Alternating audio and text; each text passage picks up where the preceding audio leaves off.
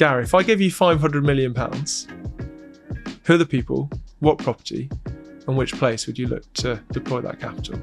I don't think I'd back anybody. Okay. I think I'd do it myself. Yeah, fine. I think I'd do it primarily in property. Yeah. I think that I know quite a lot about different markets. I've always made it my business when I travel abroad to look at the property market in the area I'm in. Yeah. I always do that. I always go and see properties. I always try and understand values. And my investments would be mainly in property. I'd be pretty tough to deal with because I'd like to buy at deep discounts. Of course. You can't go wrong by making a lowball offer, because all that can happen is you don't get it or you have to bid more. Yeah. But you can't go down after making a higher offer. Yeah. I think I'd be very much involved in buying property. I'm wondering whether Africa is the next place to invest in property. I've seen, there are some cities in Africa, and I can't tell you which, but prices are incredible. In Cape Town, for example. I think even in Sudan, I think prices are going up in Sudan, strange enough. Maybe I'm wrong.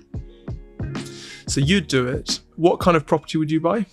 I'd buy large estates where there was a possibility of creating something super special.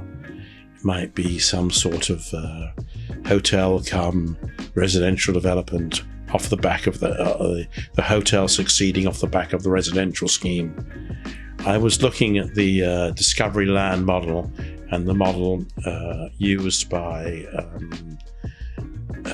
one of the American Aman group. And I can see it's a two-sided model. On the one hand, you have your clubhouse or you have your hotel, and on the other hand, you have your residential component.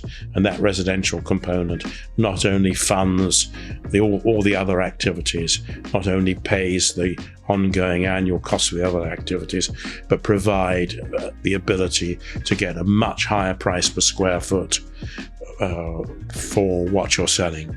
So if you look at the Aman, the prices per square foot on the Aman compared to anything else in the area, like in New York, for example, anywhere else, their prices are 50, 60, 100% more than anything else because they have the Aman services.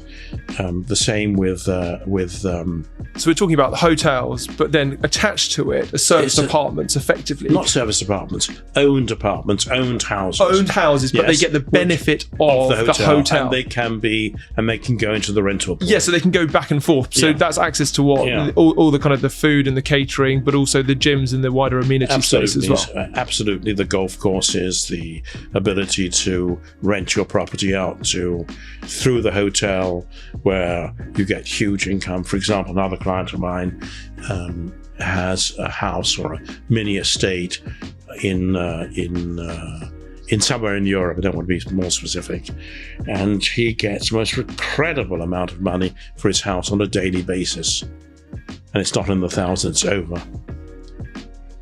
So you do kind of quasi-hotel apartment type assets in super prime locations, but potentially in Africa, where you think they could be. I like the idea of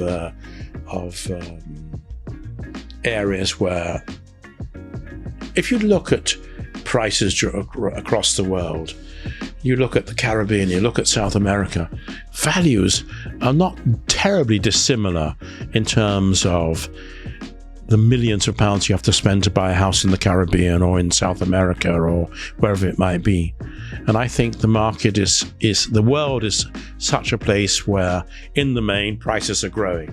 It might not be always in a straight line, but they're growing.